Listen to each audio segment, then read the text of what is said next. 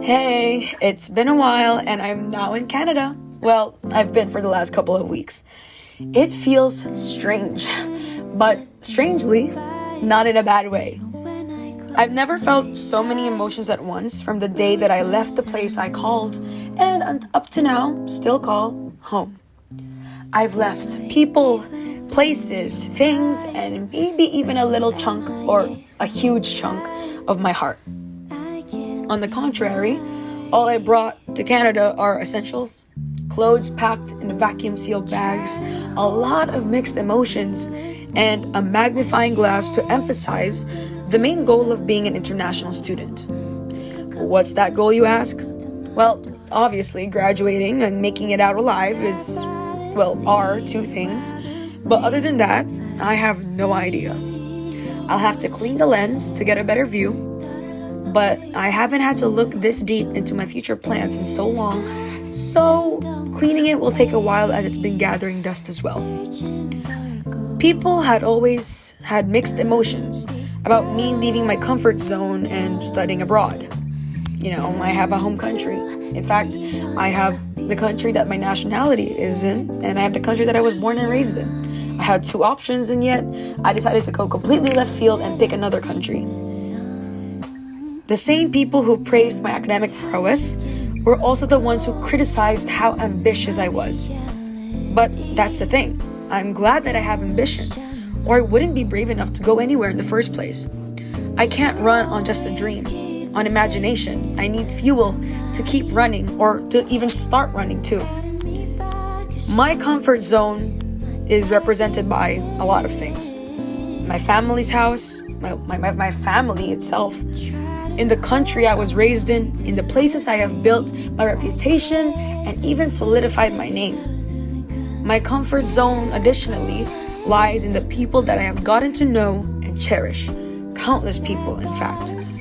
My comfort zone lies in the things that bring my inner child happiness and bring it to life, even.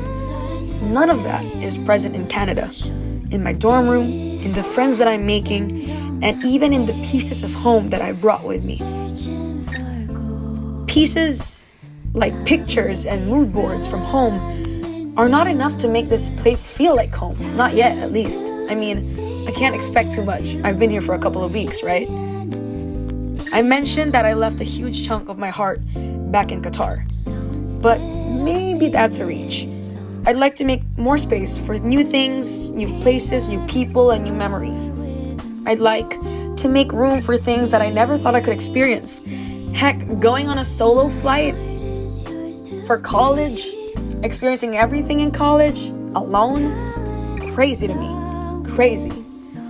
I'd like to make room for new or even familiar yet polished goals. I'd like to make a room for a better version of myself. That's a lot to fit in, I know. But I'll never know if it does fit once I decide not to try it at all. Facing the blank page that's supposed to be filled by the new chapter of your life is scary. There are so many questions that run through your mind as you write that book, or as you write any book. What do you put? How can you make it even more interesting? Will the readers of your story even like it once they read it? Will you be satisfied with what you wrote once you finish? Eventually, the biggest question to me would be, do I regret what I wrote? Do I regret going through so much just to add that one more interesting sentence?